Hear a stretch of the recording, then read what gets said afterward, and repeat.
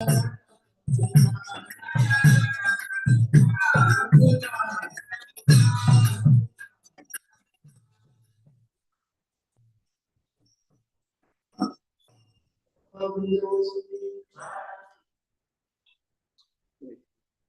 विष्णुपाद अवय चरण भक्त स्वामी श्री प्रभुपाद की एवं Vishnupad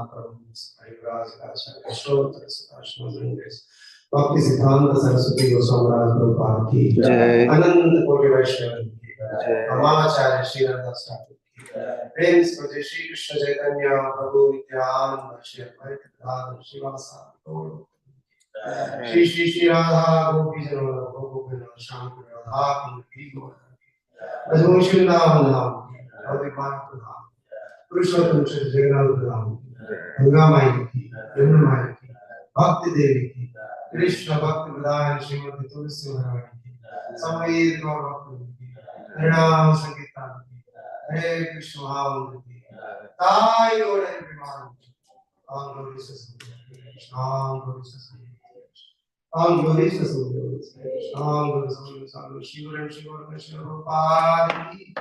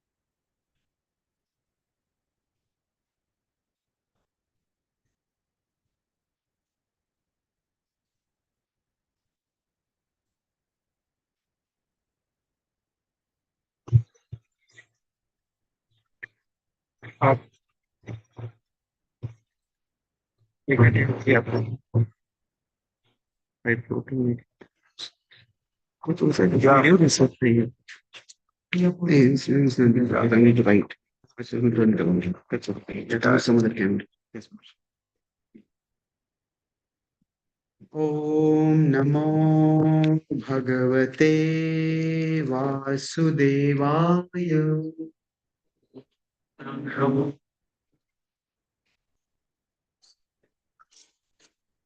Om Namo Bhagavate Vasudevaya.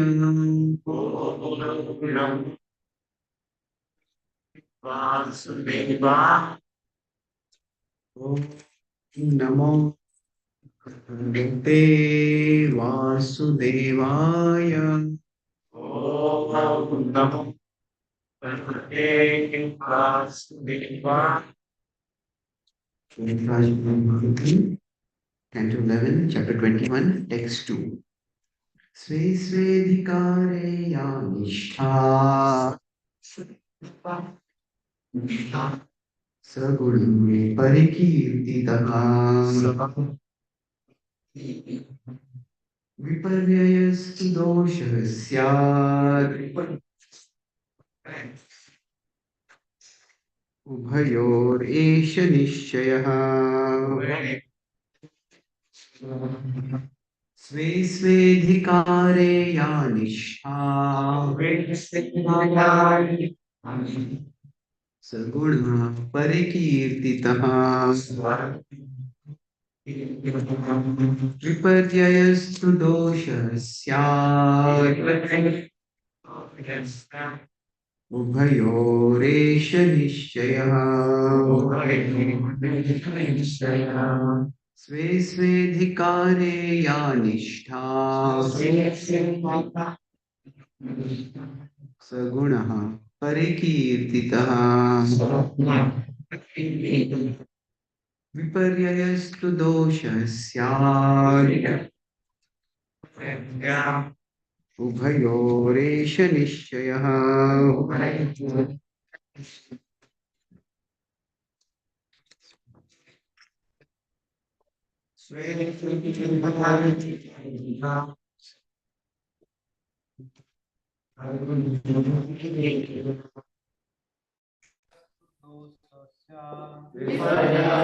dosha syad Ubhayoresha nishchayaha Sve adhikare anishta Sve adhikare ya nishtha Guna parikritata Saguna parikirtitaha Paryayastu doshasya Paryayastu doshasya उभयोरेष निश्चयः वैष्णवीस् स्वे अधिकारे अधिष्ठा सगुणा परिकीर्तितः यस्तु दोषः स्यात् उभयोरेष निश्चयः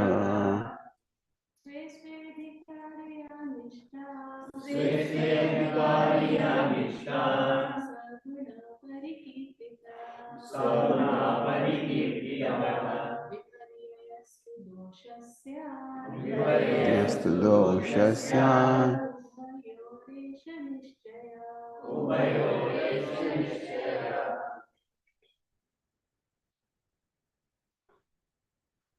स्वे स्वे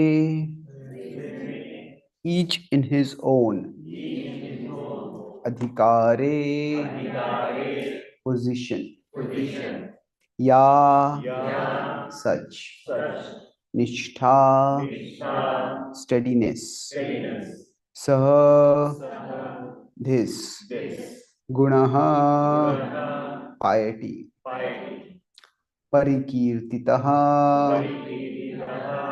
is declared to be viparyayah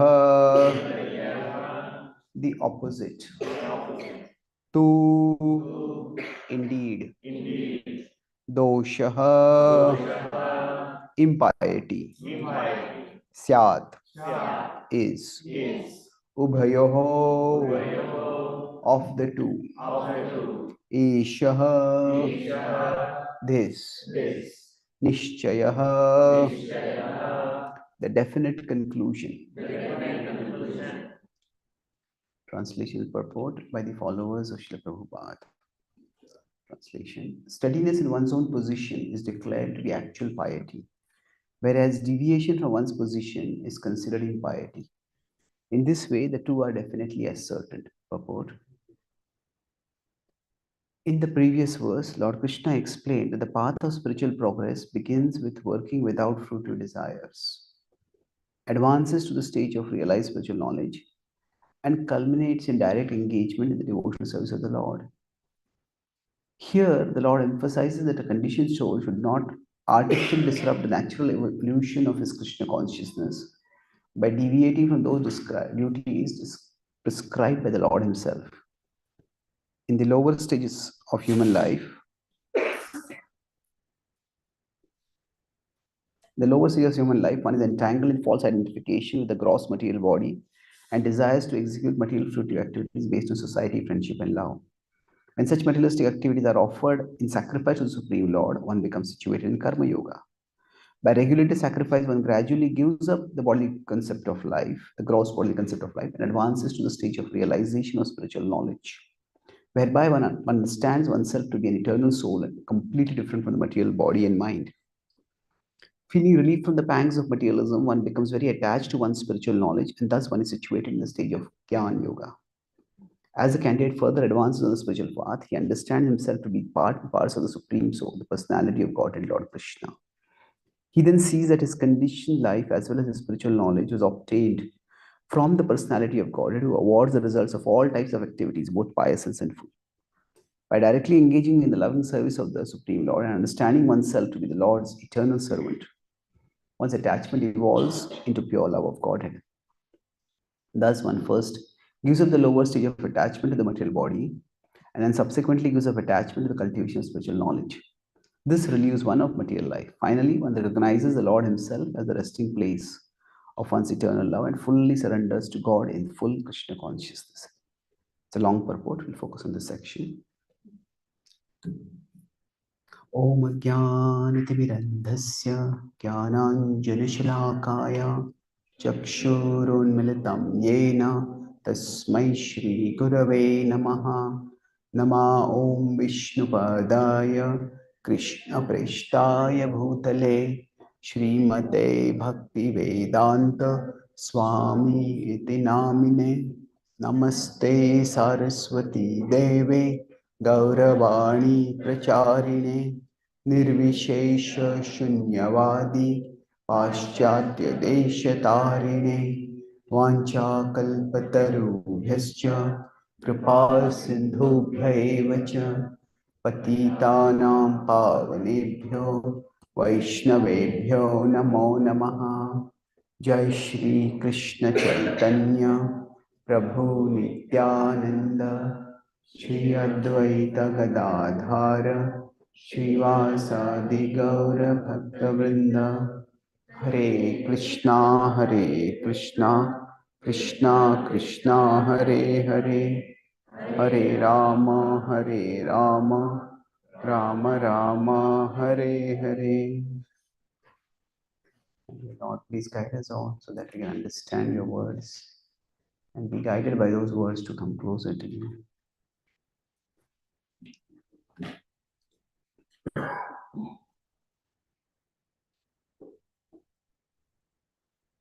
Hare Krishna. I'm grateful to be here with all of you today.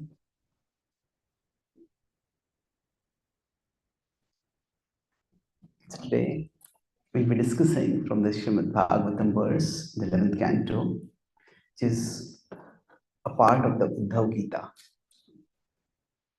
And when I travel across the world, there are many questions which different devotees ask me, different new people ask me. And then I try to see if there's some questions which get repeated, or some questions whose answers are important and often the answers are not very clear. So then I try to focus on those questions and try to develop the answers in a way that can be easily understandable. So one such question is that we are on the spiritual path and we all want to grow spiritually. I have nowadays started using the word spiritual growth instead of spiritual advancement, because for many people, especially in the Western world, the word advancement has a very financial connotation or a very corporate connotation. And even Hindus, they feel ISKCON is a very commercialized or bureaucratized or westernized kind of spirituality is presenting. So word spiritual advancement itself seems to be, people don't use the word advanced or spiritual advancement generally in a spiritual context. So just like Srila Prabhupada would use the word cult at his time, but now we don't use the word cult. So I prefer spiritual growth rather than spiritual advancement. But either way, we all want to grow on the spiritual path, we want to go ahead. Now, how do we know that we are going ahead? And if we are not going ahead, then what can we do about it? How can we ensure that we're going ahead? So this particular verse is giving a principle. I'll talk about this in three broad parts. I'll write and draw certain things. So I'll talk about the characteristics. First, in universal terms. There are general principles that apply for everyone. Then I'll talk about it in individual terms.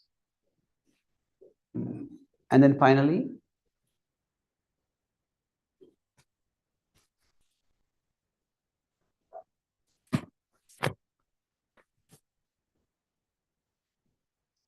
so beyond that, we'll talk about what we can do in terms of steps that we can take to transform ourselves so that we can ensure that we are growing in our spiritual life.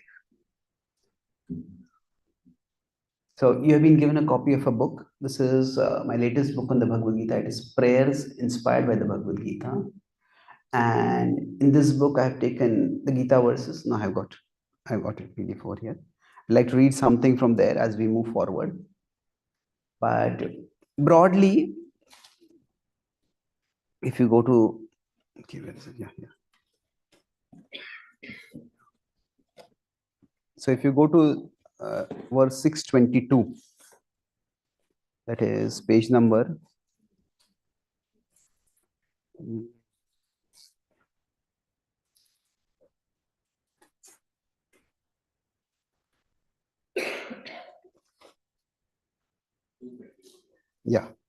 228 page. So in this book, basically, for every verse of the Gita, I have taken that verse as an inspiration for offering a prayer, which is like a spiritual affirmation. It's a affirmation that the one line summary of the prayer, and then I've taken the Gita verse and I have rendered it in English poetry. And then I have taken the Gita verse and then seen how that can be an inspiration for a prayer that relates with our context.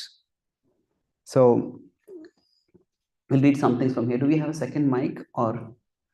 Yeah. So first I'll talk about the universal symptoms. So you can repeat after me.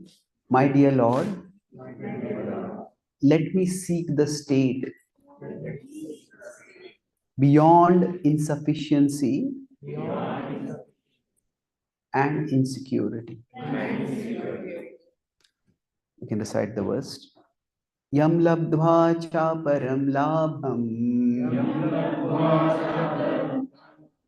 manyate nadhikam tatah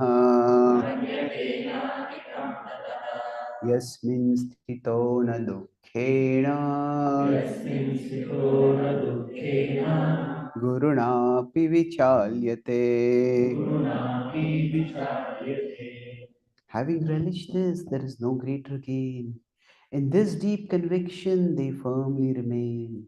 No distress, not even a catastrophic affliction, can shake them from this divine realization. So, in this verse, Krishna is giving the universal characteristics of spiritual advancement. What are the characteristics? Krishna is saying two things over here. That once you gain this, there's nothing more to be gained. That means one doesn't feel insufficiency. And the other is that even if we lose something, even if some affliction comes, we don't feel lost by that. There's no insecurity. So who would like to read? Who has the mic? Yes, please. Can read about 2-3 sentences. Yeah. My dear Lord, whatever I achieve in this world is always characterized by two problems, insufficiency and insecurity.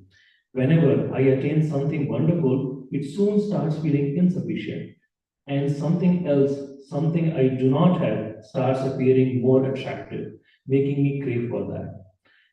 And this cycle goes on, leaving me dissatisfied even after achieving the best of success. Yes, hold on, yes. So basically, when we say this world is a place of distress, sometimes people feel this is very pessimistic. This world is a place of distress. It has to be understood what distress means. Now, distress doesn't mean that a person is constantly suffering immense pain or immense heartbreak. Distress can go over a range. Yes, there are times when we have what we can say devastation. Devastation means things go terribly wrong. So, for example, if our expectations are in one direction, somebody expected to, they started a company and they expected to become millionaires by that. And then they find out that their partner swindled them and their partner has taken all the money and has left them all the debts. So then when the reality is totally opposite of the expectation, that is devastation. And this happens sometime in life. This can be very, very painful. But at other level, we also experience dissatisfaction. Now, dissatisfaction means that we get something that we want. There is the expectation that we had, and our expectation is fulfilled. Say, we wanted to buy a big house, we wanted to become a millionaire or a billionaire, whatever. We become that, but then we find out that it's not all that great. The reality turns out to be disappointing. Say, somebody wants to buy a Mercedes Benz or buy some Rolls Royce, whatever, some kind of car. They buy it and it's great for some time. Afterwards, it turns out to be disappointing. So the reality is not good enough. Now we can say dissatisfaction is certainly not as big a distress as devastation. At the same time, for the person who has invested a lot of time and effort in a particular thing, when they experience it does not turn out as good as they wanted it to be, it can be very painful.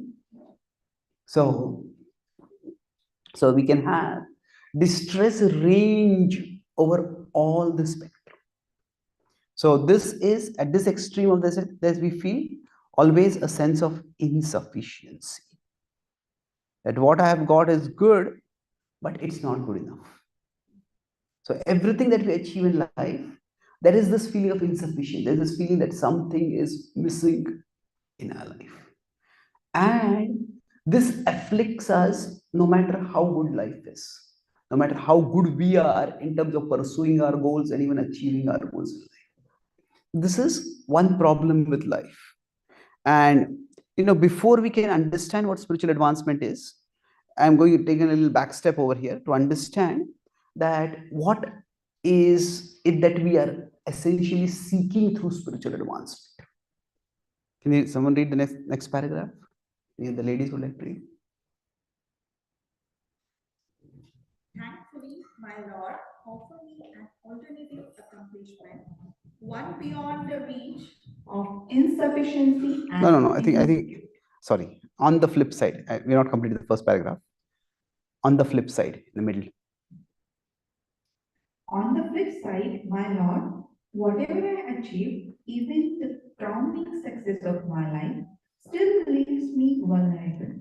It may be seized from me at any moment by forces beyond my control.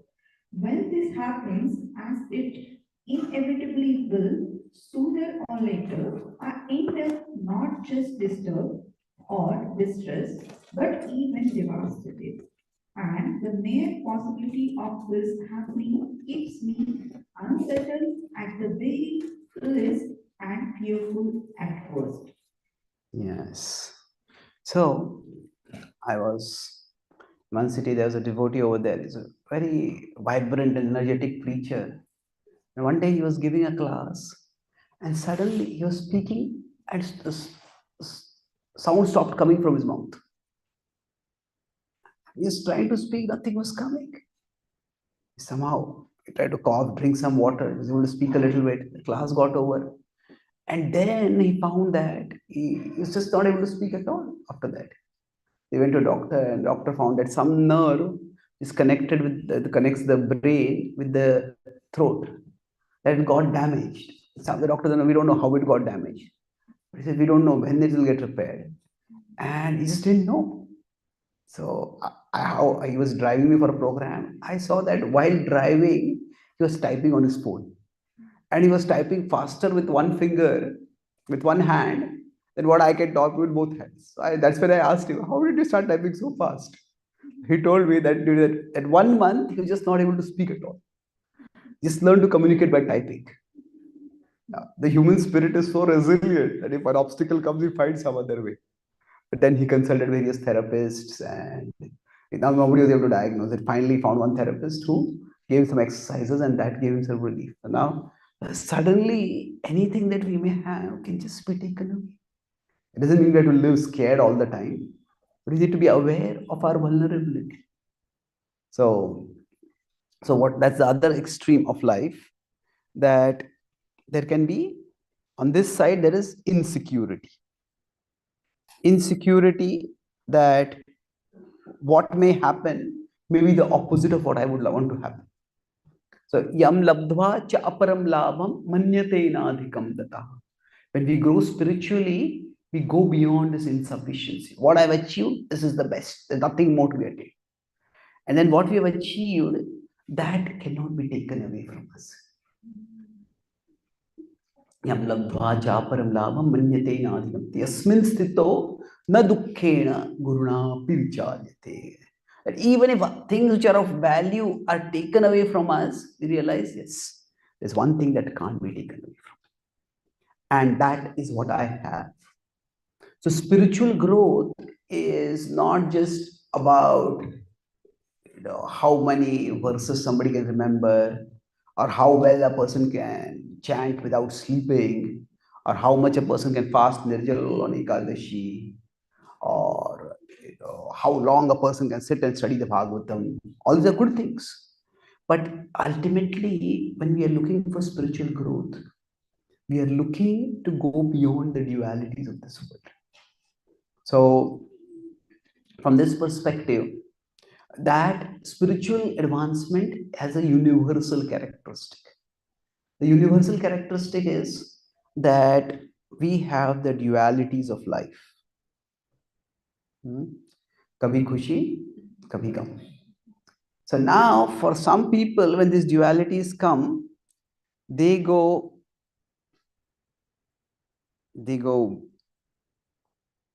way up and way down.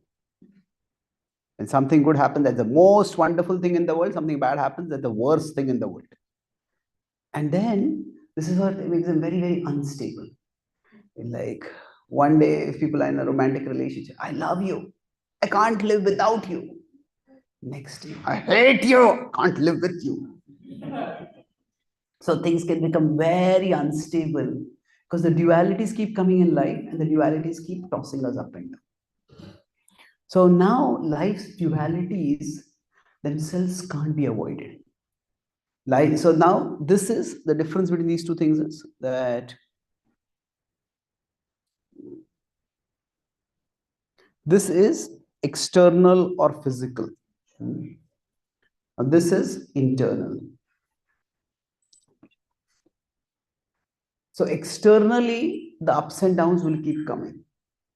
But internally, either we can go way up and way down, or internally, if we grow spiritually, if our mind becomes steady by the spiritual practices. The Krishna starts this series of verses in the Bhagavad Gita by describing Yatra uparamate chittam niruddham yoga sevaya. So for one who has grown spiritually, for them, the dynamic is different. The mind becomes much, much steadier. It is not affected by the ups and downs. There might be a little up, little down, little up, little down, but largely the mind stays steady. And in this way, the ups and downs will be there, but we don't go so much with ups and downs.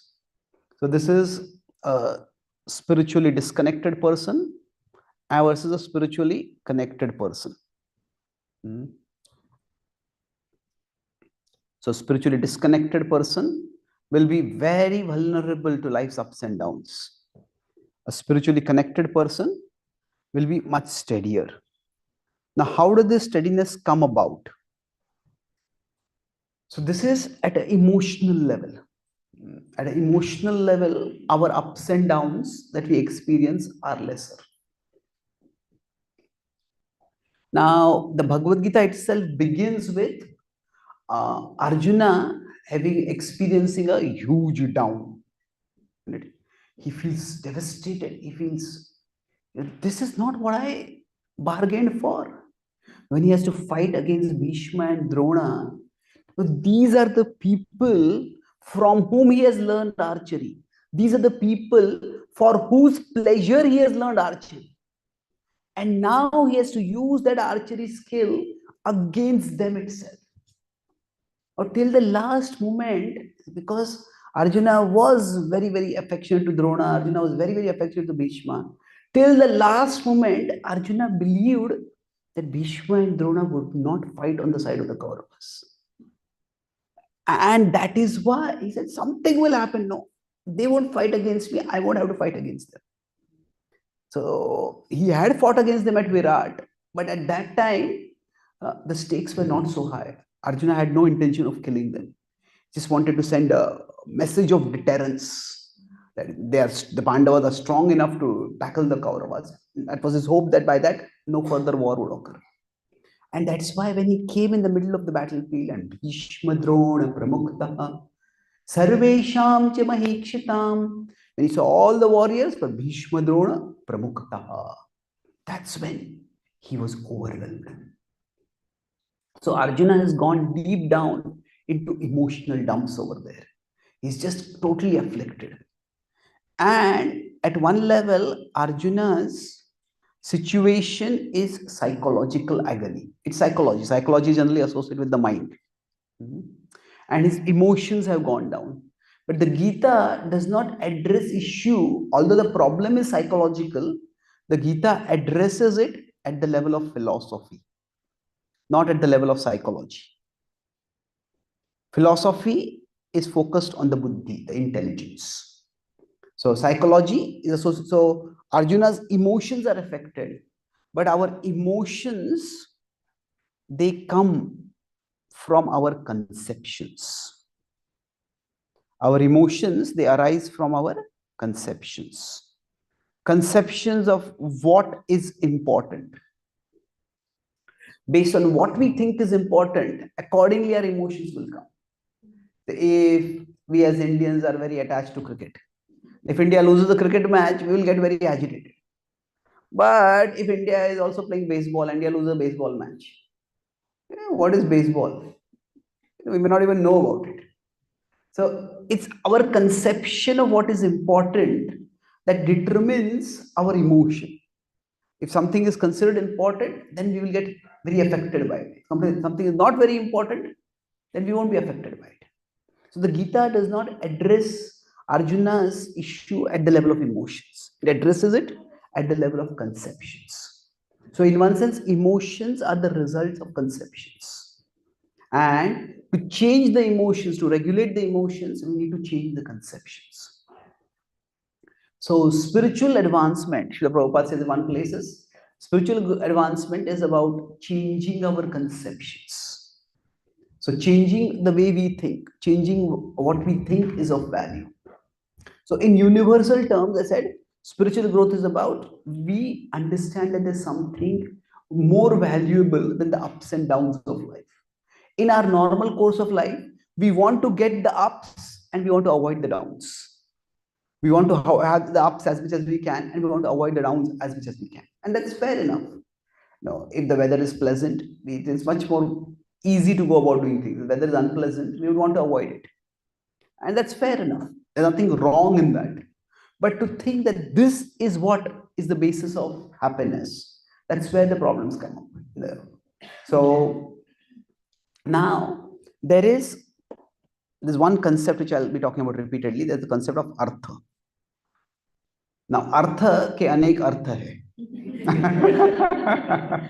So the word artha has many different meanings. One is money. Like we have the Artha Mantri, the Finance Minister of India, Dharma, Artha, Kama, Moksha. There also, it refers to money, or more generically, it can refer to resources. Wealth can be of many different kinds. Now, Artha also refers to meaning. So, what is iska Artha kya hai? What is the meaning of this? But Artha also refers to purpose. These four, Dharma, Artha, Kama, Moksha, are the Purush Arthas. They are the purposes of life. So now, in the Vedic tradition, Artha is considered to be that which gives meaning to our life. Now, for all of us, money is something which gives meaning to our life. Without money, we can't survive. But that's not necessarily the only source of meaning. So artha, we all have many arthas. Our health is one artha for us. Our family is one artha for us. So artha is important. Now, when any artha, any source of meaning, we equate it with the paramartha. So for example, money is important. But if somebody makes money the most important thing, when artha becomes the paramartha, that is when it leads to anartha. So when artha becomes paramartha, that leads to anartha. Now what is anartha? For example, if somebody thinks money to be the most important thing, then the anartha that comes is greed. Now the male-female attraction is a natural principle in the world. That's how reproduction happens. That's how humanity sustains itself. So that's natural.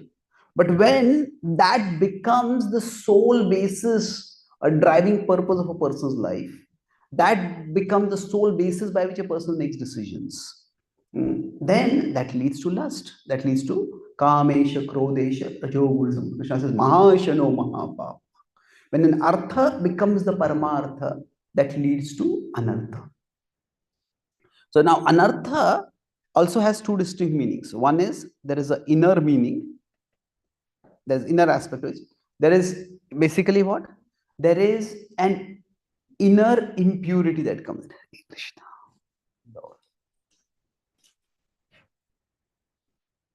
There's an inner impurity that comes in when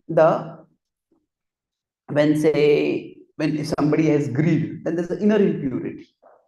And eventually, this inner impurity leads to outer adversity. So, for example, in Hindi, we say, "Ye kya anartha ho gaya?" Anartha means there is talk about adversity, disaster, distress. So, quite often, these two may be distinct, but the inner anartha will sooner or later lead to the outer anartha. That the inner impurity will make us act in ways that will lead us to outer adversity. So essentially, when the artha is equated with paramartha, that leads to anartha. That is, we value something that is not so valuable as supremely valuable. So I was giving this class once in Delhi, and one devotee was whispering something to the other devotee's ear. So I asked what happened. So he said, "No, क्या हो रहा है ये सब मुझे अनर्थ लग रहा है." For him, he was playing with the word anartha. Anartha means I'm not able to understand anything. Artha ka opposite anartha. So I hope this is sufficiently confusing. So the idea is that we all have things of value in life. But say, for example, everybody needs some level of entertainment. Krishna says, "Yuktahara viharasya." Entertainment is a part of life. But then, entertainment is meant to be a break from life. But nowadays, people have become so addicted to entertainment that sometimes for them, life is a break from entertainment. Isn't it? They're watching TV and playing video games and surfing on the net and browsing, scrolling on social media. That is the most important thing in life. It's like, surfing is more important. Somebody wants to talk. Yeah, talk, come back. It's that. So then that is where it becomes an anartha.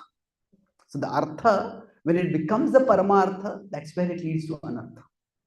So now, so why are we vulnerable? I talked about this going up and down, life's ups and downs. Why do they toss us so much? Because some artha has become very important for us. So spiritual advancement. When we say we grow spiritually, what it means is that what the actual paramartha, that which is of supreme value, that which is supremely valuable, that becomes our paramartha. So what we think is valuable, it coincides with what is actually valuable. So actual paramartha is what is actually valuable. That agrees with what we feel at a level of our emotions, what is emotionally valuable for us. So when we are purified, our emotions become aligned with reality. What we feel is valuable becomes aligned with what is actually valuable. So somebody is an alcoholic. For them, what happens? Drinking becomes more valuable than maybe their health, maybe their financial security, their reputation, everything else, even their family, relationships. So then that is an anartha. But what is actually valuable, when we start realizing it is valuable, that is the state of purification. And so Krishna is the paramartha. And who is a pure devotee? A pure devotee is one who realizes that Krishna is paramartha. So for all of us, yes, we are aspiring to be pure devotees. At least at an intellectual level, we understand Krishna is the supreme paramartha. Krishna is the paramartha. But if this doesn't work out, That is a big anartha. Why did this work out? Why did this happen? Why did that happen? That others, many small things, they start affecting us a lot.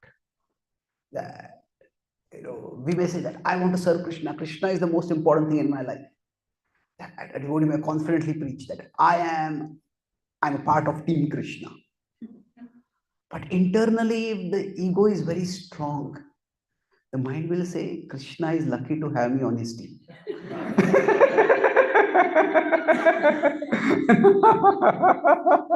I am such a good devotee. I am doing so much service. Really, Krishna is lucky to have me. So, although we are practicing bhakti, what we are thinking is my ability, my talent, my contribution, that is actually more important than Krishna also. I have done so much for Krishna. So that way, even within bhakti, anarthas can come in. So anartha basically means what? We value as paramartha anything other than paramartha. If you go into the Bhagavatam, what is the definition of Maya that is given over there? Rite artham yat pratiyeta na pratiyeta chatmani. Rite artham yat pratiyeta. To think of as valuable that which is disconnected from the Supreme Lord. To think of as valuable something which is separate from the Lord. So to think of something other than the Lord to be supremely valuable. That is essentially anartha. That is Maya. So basically the essence of spiritual growth will be that Krishna becomes supremely valuable for us. So that's why in spiritual growth, we have these two universal components. That is Artha Pravrutti and Anartha Nivrutti. So Artha Pravrutti, that means that which is truly meaningful, that is Krishna, toward him we become attracted. And that which we think is valuable, our attraction towards that decreases. Anartha Nivrutti. So Artha Pravrutti is, we could say this is spiritual attraction. We are attracted towards Krishna. And Anartha Nivrutti is that we all have certain material infatuation. That material infatuation could be with wealth, it could be with looks, it could be with popularity, whatever it is, that material infatuation decreases. So the spiritual attraction increases, the material infatuation decreases. So if these two things are happening, that means that we are growing spiritually. So now when we are trying to go towards Krishna, what does spiritual attraction mean? So this is, I said I'll talk about three broad things. First was I said, we'll talk about that out of universal characteristics. So universal characteristics will be that our attraction to the spiritual, our attraction to Krishna increases, and our infatuation with the material decreases. So now let's look at the verse which I talked about was more about individual characteristics. Sve sve dikare yanisha. So each one of us is an individual, and each one of us has an individual relationship with Krishna. So we could consider, say, this is one way to understand this. Say, if this is Krishna, and this is the material world, then what we want to do, if we are here, we want to move from here to Krishna.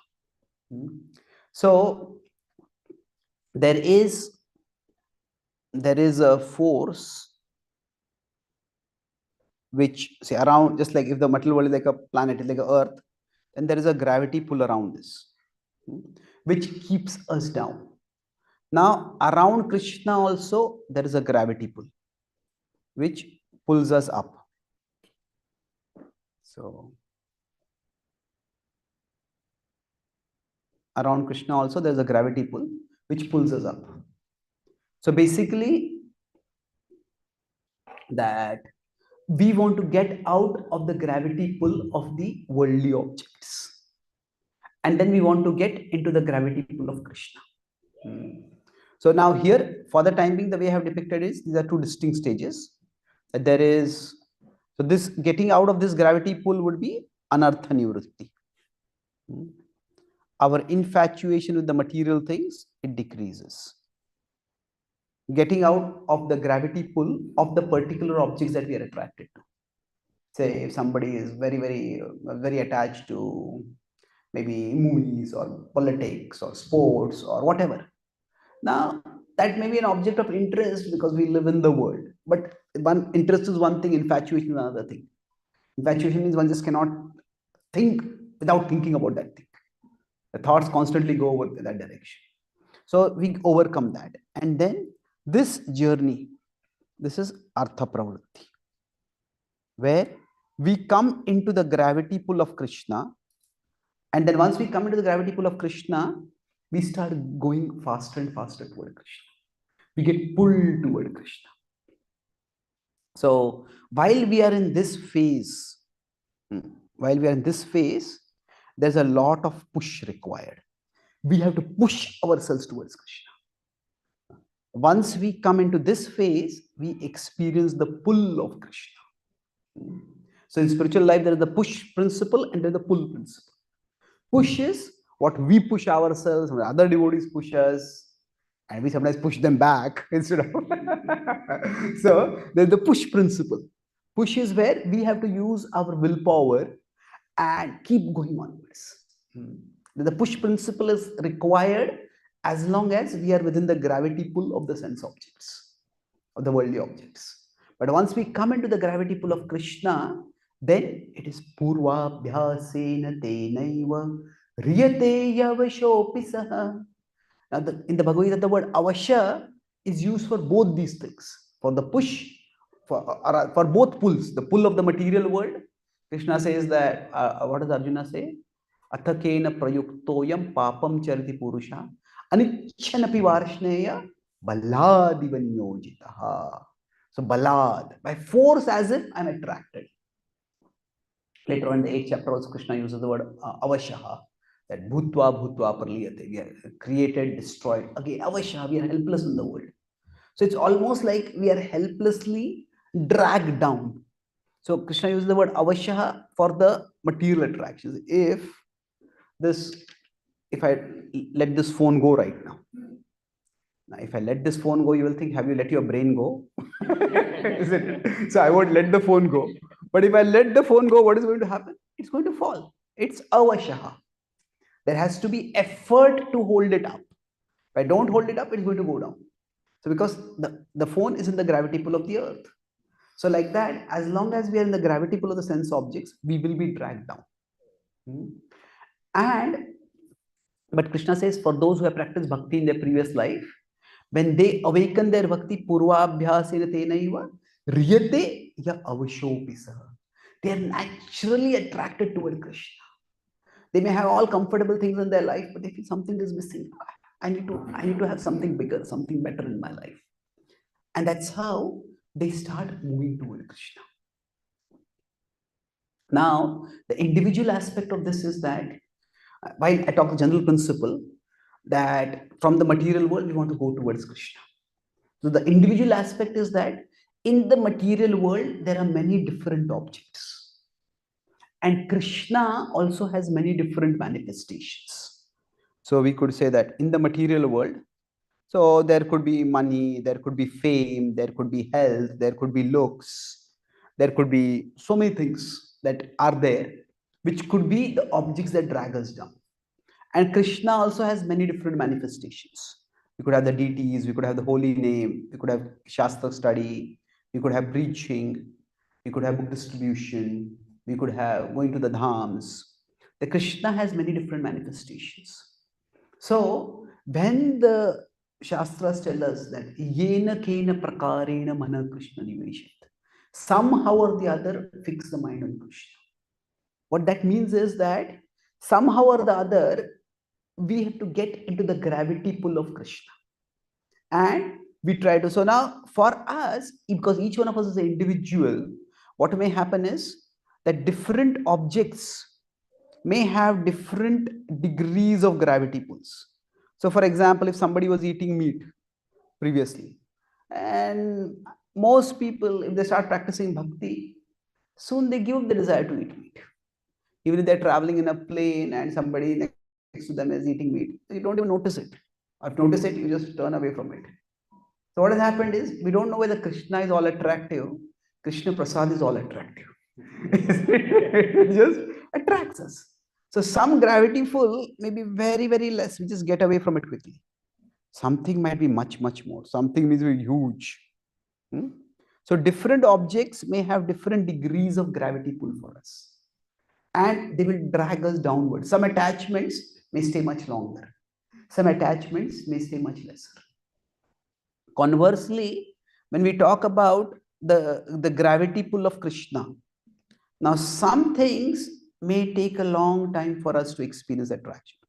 Some things we may experience the attraction right now wherever we are also. So this is where the individual awareness is very important. That some manifestation of Krishna, we may experience the gravity pull of those objects even when we are in the material world. Like somebody might be an alcoholic and they may be drunk, and the devotees are going on kirtan, they see the kirtan, hey, you people seem to be jolly. So they say, we also want to dance, and they may experience some pleasure. Now it's a mix of alcoholism and spirituality, the pleasure that they are experiencing. But they're experiencing something. So now, when we come and study Shastra, some of us may have a more intellectual nature. And then when there is nice philosophical stimulation and analysis, the pleasure we are getting, is it entirely spiritual pleasure, is it intellectual pleasure? Doesn't really matter as long as it is drawing us towards Krishna. So what will happen is that we may experience the gravity pull of Krishna in a particular area. Somebody is naturally attracted towards volunteering. Before they came to bhakti also, they wanted to do some volunteers, they wanted to do some service. And then they come to they come to Krishna consciousness. Maybe they like to serve free food, they like to volunteer, they like to do some activities where they feel, I'm doing tangible service to others. So then what happens is, that is where the attraction to Krishna is felt where we are right now. And that's where, if for each devotee, while we have to grow spiritually and there are certain universal parameters we want to keep in mind, but there is also individual adaptation that is required. So for some devotees, one particular gravity pull might be very, very difficult to give. And then if they define their spiritual advancement only by that gravity pull, say some devotees may find that, okay, I need a certain level of comfort, and there's too much austerity, then what happens is that austerity completely occupies the mind. And the austerity occupies so much mind, of the mind, there's no place for Krishna in the mind. Oh, this is so difficult, so difficult, so difficult, so difficult. It's like somebody has to fast. Some people hold fast to their determination to fast. And some people give up their determination to fast. So now, does it matter? So fasting is not the only characteristic of spiritual advancement. So for some people, the gravity pull of particular objects might be very strong. And if we define our spiritual growth solely in that term, this is what I need to give up. And if you're not able to give it up, we'll just become very discouraged. We'll feel I'm not growing at all.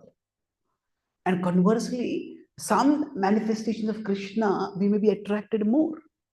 Some devotees may just love to come and do deity worship. And maybe hearing classes, okay, I can do that. But that's not something we look forward to. Now, we would like to develop our relationship with Krishna in all aspects. And that is true. At the same time, we have to take the small wins wherever we get them. We can be grateful. At least I have this attraction to Krishna. And cherish that and build on that. So this is where Sve Adhikare Yanishta, that according to each individual, we can work accordingly. So each individual, we have to find out which is the attachment. So if I were to look at whether I am growing spiritually or not, so I'll conclude with this point, that what is the practical application for us? See, in general for us in our spiritual life, the biggest loss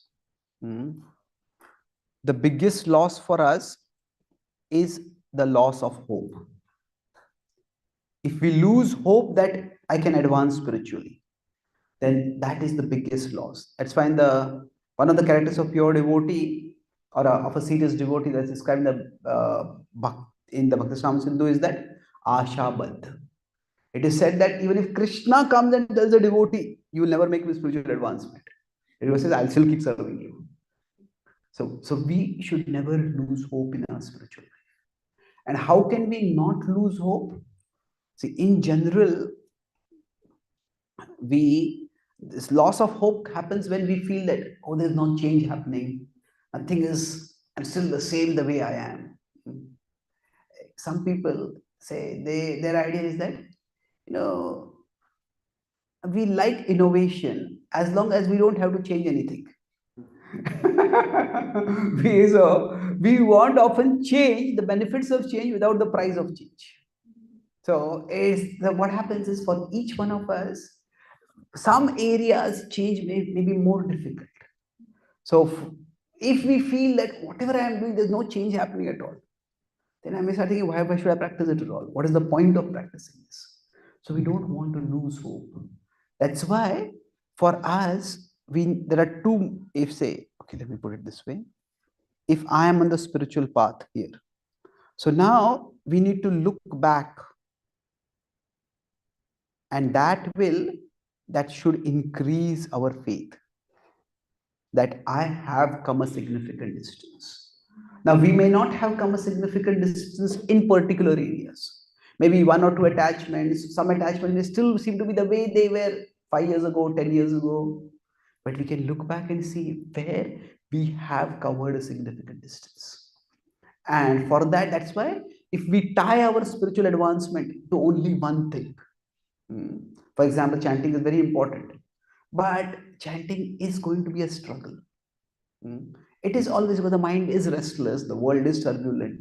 So if we decide the quality of our spiritual growth based only on the quality of our chanting, then it may happen as if we feel we're not advancing at all. Now, one devotee was telling me recently that I feel as if I'm regressing in my spiritual life. And what happened? He says, in the early years of my spiritual life, my chanting was very attentive. So now I'm much more distracted in chanting. So I asked him, what are you distracted in? So he had taken up a lot of responsibility for serving Krishna, and he had a lot of anxieties associated with the various services. So I said that the fact that you didn't have the distraction earlier and that you have the distraction now, that does not necessarily mean that you have become spiritually regressed. It can very well mean that you have taken more responsibility for Krishna.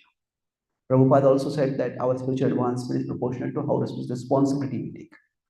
Now, of course, we don't want to take so much responsibility that we get crushed under it. But one time the Malkrishna Maharaj told Prabhupada, the Juhu project, Prabhupada during chanting, this whole land dealings and permissions and all this it's agitating my mind, it's disturbing my japa. And Prabhupada smiled and replied, it's disturbing my japa also. So now, I'm not saying we should justify disturbed japa. What I'm saying is that we cannot reduce spiritual advancement to one thing alone. So if somebody's kitchen in charge, and the program is there and nobody's there to cook the prasad, and that person is peacefully chanting, absorbed in Krishna. Well, we can appreciate your absorption, but we will not appreciate your contribution at that time. So we have a real relationship with Krishna, and real relationship with Krishna means there are many aspects to it. So don't reduce the relationship to Krishna to only one particular thing. So we look back to see how far we have come. And even if it's in one or two areas we have come far, one or two areas we have not have come far, that's okay. We look back to see how far we have come, and that will boost our faith. Now, of course, sometimes we also need to look ahead. And if we look ahead, we'll realize we have a long, long way to go. And that will keep us, ensure our humility. So if we look back, that will restore our faith. If we look ahead, that I still have a long way to go, that will keep us humble. So for each devotee, how do we know that we are spiritually growing? We can look at not all anarthas in general, but is there some anartha from which the nivritti has happened for me? And is there some artha toward which there is pravritti? And then based on that, we can say, yes, I am growing in my spiritual life. And then we could even set specific goals in Krishna's service. Okay, this next 1 year, This is one anartha I want to fight against. Or this is one artha for which I want to develop pravritti. And then we can plan accordingly. If I want to develop more attraction towards Shastra, then I associate with devotees who are studying Shastra. Then I associate with devotees who are immersed in scripture, who love scripture. And then we develop Sangat Sanjayate Kama. By that, we also develop that attraction to Krishna. And in that way, we all will grow spiritually. We will all come close to Krishna. I'll make one last point over here, that in general, spiritual advancement or spiritual growth, it goes in three phases basically. Initially, it's revolutionary. Initially, it's a rapid growth. It's like revolutionary growth. Revolutionary means what? We may have had some bad habits. We just break free from them. It's a dramatic change that happens in the initial few years. Then after that, for many years, it is evolutionary. It is very incremental growth. It is very gradual. It's happening because the external growth changes have already happened. The inner changes take time. And then after that, in the final stage, also it becomes revolutionary. What do I mean by revolutionary? It's like the example is given by, I think, Chakravarti Vishwanath Thakur. He says that when I'm not sure about Chakravarti, but it's given by one of our acharyas. He says that, say, if you go out for a morning walk in a chanting, and the sun has not yet risen. So we are going around, it's early morning, it's dawn, and we're chanting, and then suddenly we realize, oh, the sun has risen. The sun was constantly rising, but at one moment we realize, oh, the sun has risen. So the rising is constant, but the realization that it has risen comes at a particular time. So similarly, Prabhupada also doesn't use this particular example, but he says that it's like we keep practicing bhakti, and one day we'll realize that actually we have become purified. One day we'll realize that the anarthas which were tormenting us, they just disappear. One day we'll realize that, yes, Krishna is the supreme reality. That there comes a stage when we go beyond nishtha, that we can now use arguments to refute somebody's an atheist. We can use arguments to counter doubts. We may get some doubts and we get some answers, we'll remove those doubts. But there comes a stage where our experience of Krishna becomes the basis of our Shraddha. So we don't need tarka, we don't need buddhi. So I was talking with one Srila Prabhupada disciple. He felt that he was a very big logician before. So he said that one day I realized it was like my faith in Krishna existed independent of my logic. It seemed as if it existed independent of me also. Like it means that I used all the logical argument that you could use to attack that faith. That faith didn't even have a dent also. So it's like at that particular time, once we get the experience of Krishna, that's a revolutionary thing. But that revolutionary change happens gradually. So every day that we are practicing sadhana bhakti, we are evolving. And one day, that time will come and we realize that actually Krishna is the supreme reality. That ultimately everything that has artha in my life, it gets its artha from Krishna. Tvameva mata cha pita tvameva, tvameva bandhuscha sakha tvameva, tvameva vidya dravinam tvameva, tvameva sarvam mama deva deva. That is the time when we realize Krishna is the ultimate reality. And when I say that the Paramartha, what is the Paramartha becomes our realization, our experience, our conviction of what is Paramartha. That's the time when we are situating Krishna's gravity pull. And then even if we are in this world, we are Jivan Mukta. We are in this world, but we are no longer bound by the attachments of this world. And then it's only a matter of time when we have Videha Mukti also. I'm speaking all this is very far away for me, but just getting this map can be very encouraging for us to know that we are on the right path and to make sure that we stay on the right path. So I'll summarize what I discussed today. We're talking about spiritual growth and how to understand it. I talked about three main points. That first is the universal characteristics of spiritual growth. And I talked about how the world is a place of distress. And the distress is at one level, even at the best of times, we feel there is insufficiency. That what I have got is not good enough. This was my expectation, and the reality turns out to be short of that. And in the worst of times, what we have is we have insecurity. That in insecurity, what happens? That we had a certain expectation, and the reality turns out to be the complete opposite of the expectation. This is when we experience, at this level, it is dissatisfaction, and the other level, it is devastation. But the world will always have something or the other. So these dualities, the ups and downs will keep happening. Sometimes our mind can go way up and way down with the ups and downs. But as we grow spiritually, our mind becomes steadier. So it becomes steadier means we may still go up with the ups and down with the downs, but not so much. Like that, we start becoming steadier. So the universal characteristics of spiritual advancement is that if this is Krishna, and this is Krishna's gravity pull, and this is the material world, and this is the material world's gravity pull. So then what happens for us is that we want to, this is a stage of anartha nivritti. So we want to get out of the anarthas, that is, we have to get out of the gravity pull of the worldly objects. And then we want to get into the gravity pull of Krishna. So while we are in the gravity pull of the material world and its objects, we need to push ourselves. So anartha nivritti and artha pravritti, these are both important aspects of bhakti. So here I talked about how, what exactly is anartha? Anartha is when we equate artha with paramartha. When what is of some value, we make it into the supreme value. That is what leads to anartha.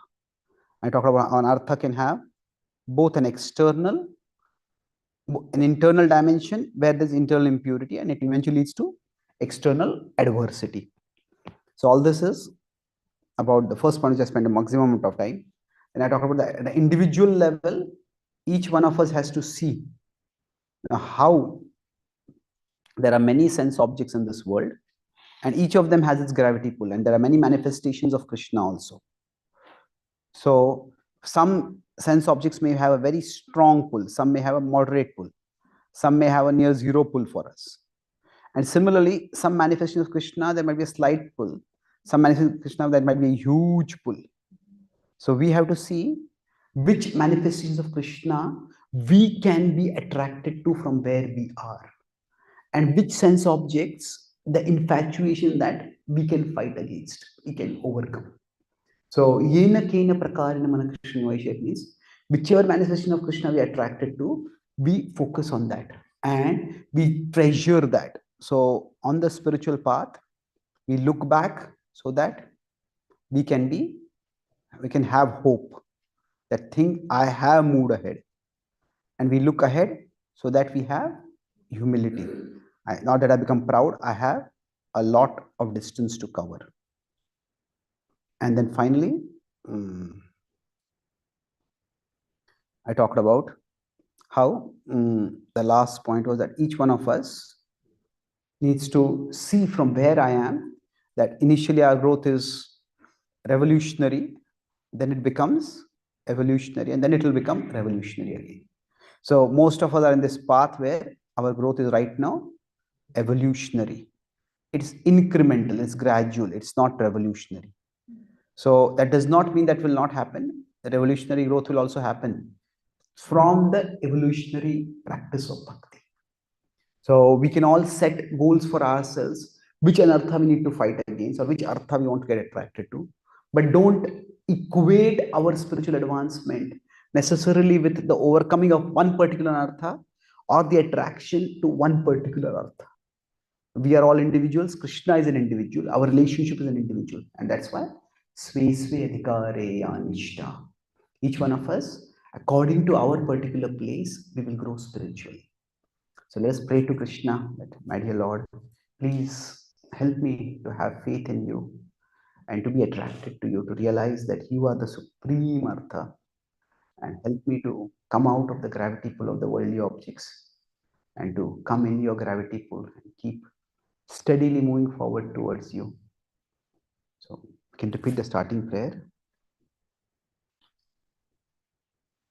My dear Lord, let me seek the state beyond insufficiency and insecurity.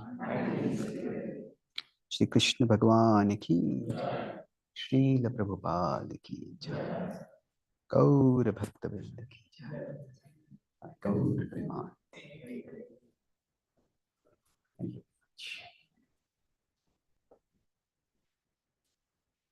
Is there any one question anyone has? Okay. Should we take a question, Prabhu? Yeah. Yes, please. Mataji. Hare Krishna, thank you so much for your wonderful lecture. I have a quick question. So you said that our mind gets steadier with spiritual growth. But in Bhagavad Gita 3.5, Krishna says that there is no one who can remain without action for a moment.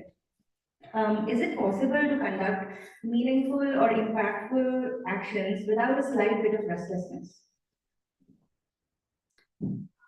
It's a good question. See, when I say steady, steady is not passive. Steady is not inert. Steady is not dead.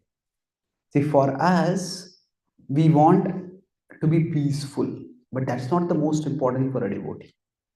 We want to be purposeful. Our purpose is to serve Krishna. Say a couple gets married, they have a child. Now, especially taking care of newborn baby means you have no peace. Isn't it? Like more than a 24/7 job. But then why do you do that? Because our heart doesn't just want peace. It wants some meaningful purpose for our life. There is another living being that is entirely dependent on me. That we have a need to nurture and care for others. So we don't just want peace in our life. We want a purpose. But sometimes if there is no peace, then even the purpose cannot be pursued. Isn't it? So for us, peace is not the end. For us, peace is the means to an end. So we want our mind to be peaceful so that we can chant and focus on Krishna.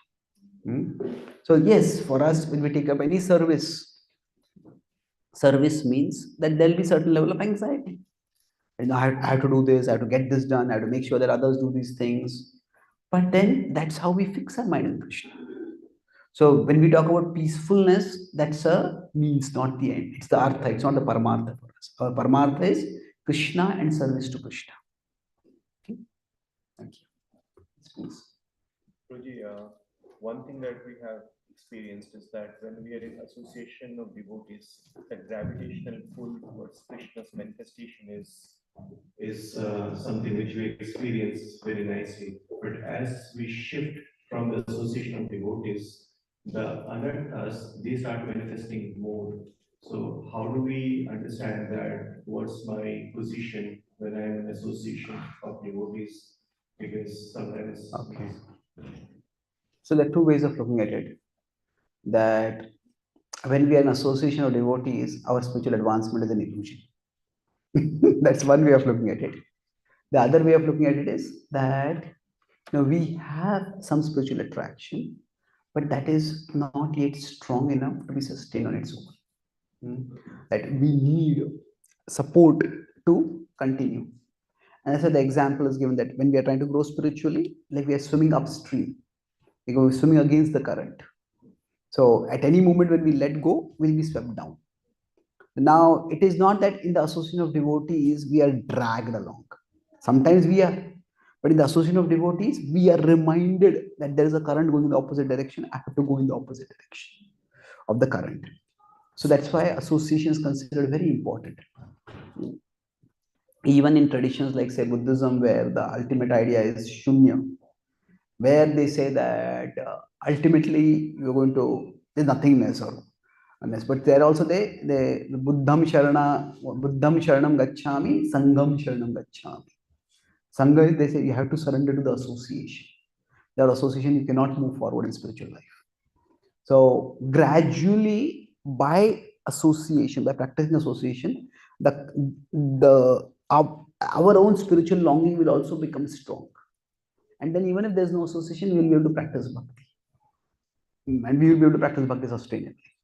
But it's that even then we would want to be association, because ultimately in our conception, the ultimate spiritual reality is also a community. For us, Sangha is not a means to merging or voidism or oneness. For us, Sangha is the means and Sangha is also the end. Of course, in the spiritual world, the Sangha is of like-minded, of devotees who have none of the anarthas. We also don't have the anarthas. So the conflicts that we experience in this world won't be experienced there. But association is important. So the better way to look at it is that if in association we feel spiritually energized, without association we don't feel spiritually energized, that does not mean that our spiritual energization is an illusion, our spiritual advancement is an illusion. It's more that it's a reminder for humility, that whatever growth I am making, it's not just by my power alone. It is by Krishna's mercy that is manifesting through association.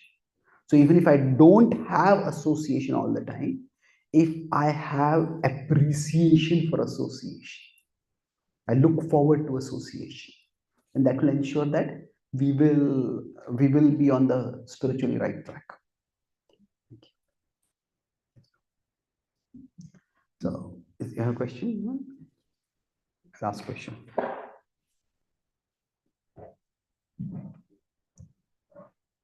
Thank you. When I was looking at the graph of the peaceful and variation, I feel, can this peaceful graph itself is like an upper zone, something like, where I have sometimes I feel like I have more anxious on many activities, like if I do devotional activities or services here or in the house. So I was just thinking, like, if I'm like a little bit up in the graph, Okay. maybe peaceful with the same activity, more activity pattern. See, when I said that we become peaceful, I think none of you are peaceful with the idea of becoming peaceful. There are two different things over here. See, a devotee has an internal sense of security and peace, that I am with Krishna, Krishna is with me, that my life is meant for Krishna's service. So once that inner security is there, there can be outer anxiety, because I want to do this for Krishna, I want to do this for Krishna, and if this does not work out. So sometimes Prabhupada, I think it happened in Europe once, some devotees, the initiation ceremony was there and nothing was arranged. Prabhupada got very angry. And Prabhupada did not get angry very often. He got very angry, and then the ceremony, devotees arranged everything, ceremony went well. And after that, devotees were supposed to serve prasad to Prabhupada. And they were afraid, will Prabhupada be angry? And Prabhupada was in his room. And the devotees peered through the small window, and Prabhupada was sitting on a chair and Jaya Gauranitai, Jaya Gauranitai, Jaya Gauranitai. Prabhupada was almost like innocently happy like a child. And then Prabhupada attendant went in and he said that, Prabhupada, you seem so angry. Prabhupada gave the example. He said that like an ocean may have stormy waves at the top, but deep below the water is calm. So, even advanced devotees will sometimes get agitated, sometimes they may be anxious, because they are so concerned about serving Krishna. But at the core of their being is Krishna, and Krishna is unchanging. That's why at the core of the being there is security, there is confidence. Now, sometimes without Krishna, even materially minded people might seem very calm externally. And that's possible. I mean, it's always better to be calm than to be agitated, isn't it? But they may be calm externally, but at the core of their being, there is no basis for their security, there's no basis for their calmness. Either it is a facade created by a lot of willpower, or it is an illusion because they are not realizing that there is nothing at the core. So we could say that there is, in one sense, there is outer peace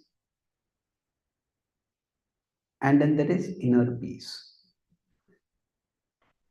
So now a devotee may sometimes be outer peace or outer not peace. A devotee can be in both these situations. A materialistic person may have outer peace, but they do not have inner peace. So what happens for us is, when we take up some important service, naturally some anxiety will be there. And that anxiety is also a part of our relationship with Krishna. When Mother Yashoda sees that Krishna has disappeared, where is Krishna gone? And she hears that Yamalajun tree is falling. And she's anxious, was Krishna in that area? Anything happened to Krishna? She's overwhelmed with anxiety. So now for us, we have to see whether the anxiety is centered on Krishna or the anxiety is taking us away from Krishna. So if there is too much anxiety, so much that we are not able to function at all, then that means I cannot take this much for Krishna. But some level of anxiety, it's like there is a thin line between anxiety and intensity. It is that, is anxiety the same as intensity? Well, definitely it's not the same.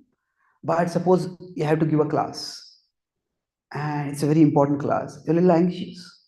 Because we are anxious, we will study intensely, we'll prepare properly. So if there is no anxiety, there will be no intensity, isn't it? Now, sometimes anxiety can actually increase our intensity. But sometimes what happens, anxiety increases and intensity decreases. The anxiety becomes so much that we can't do anything at all. So if the anxiety is leading to intensity, this is positive. If the anxiety is decreasing our intensity, that is negative. A certain level of anxiety is important. Now, if you want to, if say a spiritual master is coming and we have the opportunity to serve or drive your spiritual master, cook for our spiritual master, there should be some anxiety that shows the seriousness of our service, that we take the responsibility seriously, we take the opportunity seriously. So, but if the anxiety is overwhelming us, then okay, then maybe I need some help, maybe we have to distribute the services. So we'll have to take some practical steps. Okay. Thank you very much. Bhagavatam ki jai. Gaur Premanande.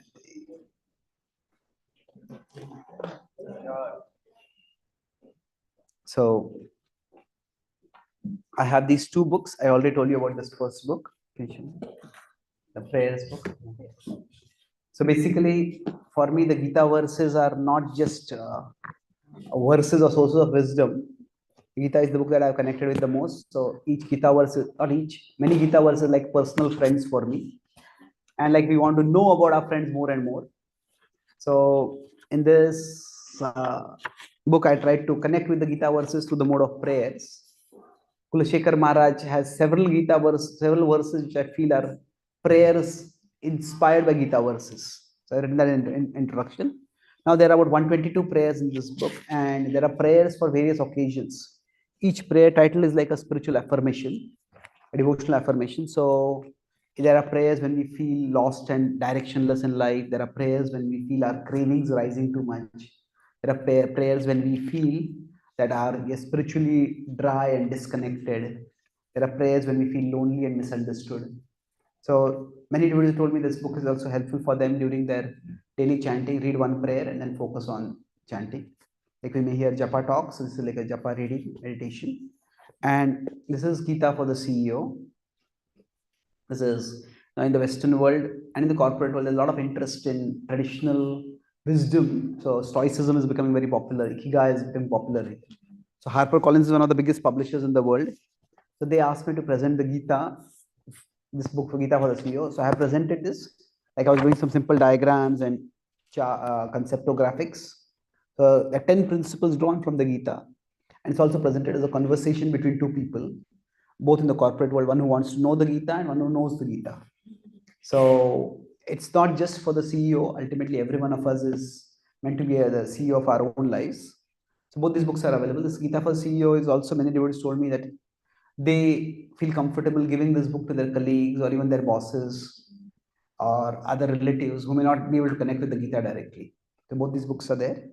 If any of you would like to have, I'll be here for some time to answer any further questions or to sign the books. Thank you very much. Hare Krishna.